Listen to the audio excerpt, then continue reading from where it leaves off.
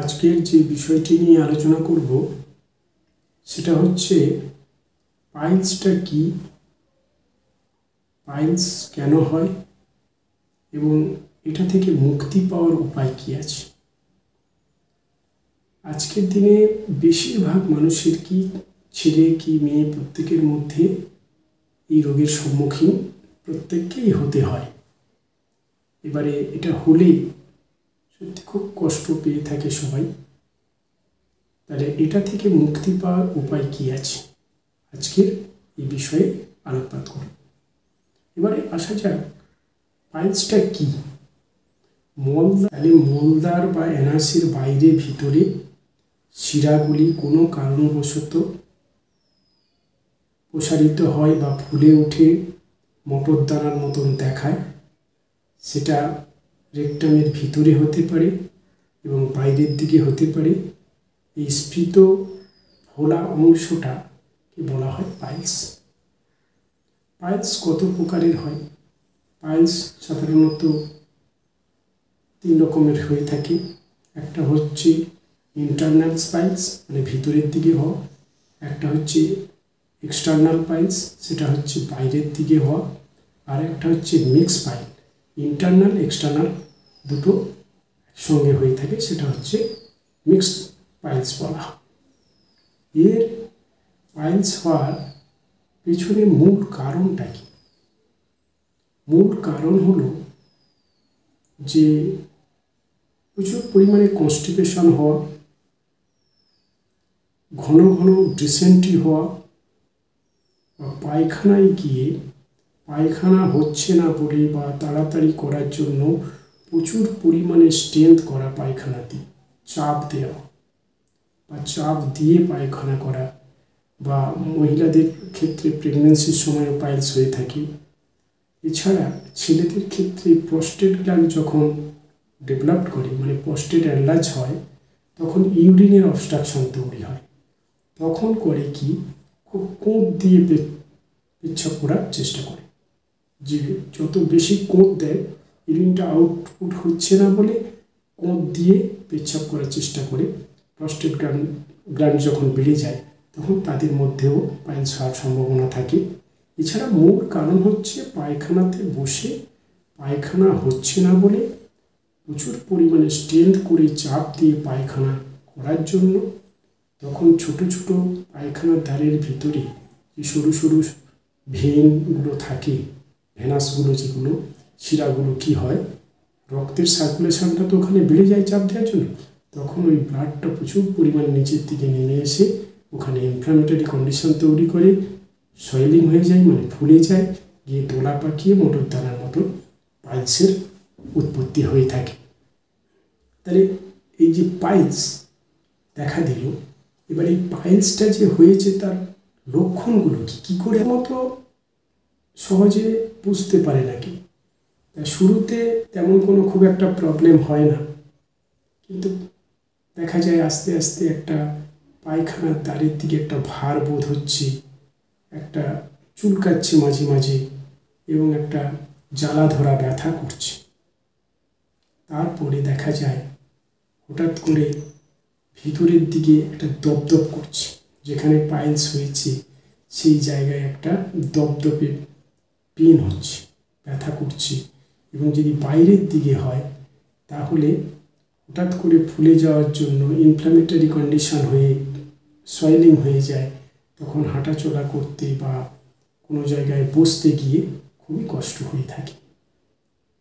যারা বসে দীর্ঘক্ষণ কাজকর্ম করে তাদের ক্ষেত্রে তো পাইলস হওয়ার সম্ভাবনাও থাকে এবং বসে কাজকর্ম করতে তারা পারে না, কষ্ট হয়।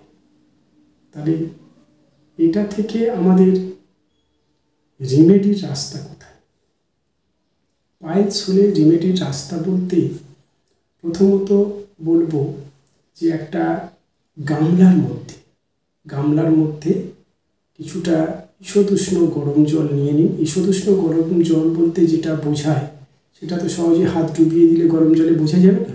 আমাদের যেই ফোর আর্ম আছে, এই জায়গায় জল যে ঈষদুষ্ণ গরম হয়েছে এইখানে ফেললে বোঝা যাবে যে সহ্য করতে পারছি কিনা। কারণ এখানকার যে স্কিনের সেন্সিটিভিটি, রেকটামের স্কিনের সেন্সিটিভিটি সমান হয়ে থাকে।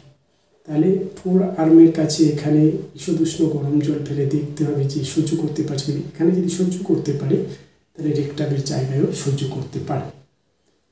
এমনই ঈষদুষ্ণ গরম জল যাতে সহ্য করতে পারে একটা গামলার মধ্যে নিয়ে তার মধ্যে বেটাডাইন বা প্রোভিডাইন আয়োডাইন সলিউশন নিয়ে ওর মধ্যে দিয়ে দিতে হবে।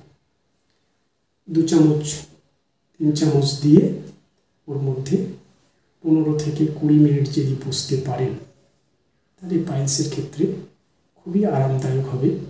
এবং ঈষদুষ্ণ গরম জলে হয় কি, রেকটামের কাছে সংকোচন প্রসারণ হয়, এটা সংকোচন প্রসারণ হয় এবং খুবই আরাম লাগে।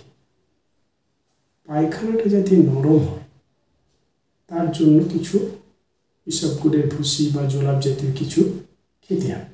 পায়খানা শক্ত হলে কিন্তু প্রবলেমটা বাড়তে থাকবে।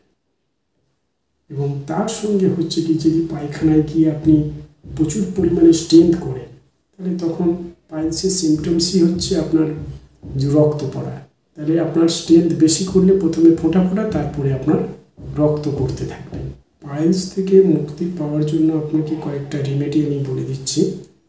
আপনি মাঝে মাঝে শীত বাত করুন, ঈষদুষ্ণ গরম জলের পাত্রে বসুন, ফাইবার জাতীয় খাবার, ফাইবার আছে এমন খাবার বেশি খান, শাকসবজি বেশি খান,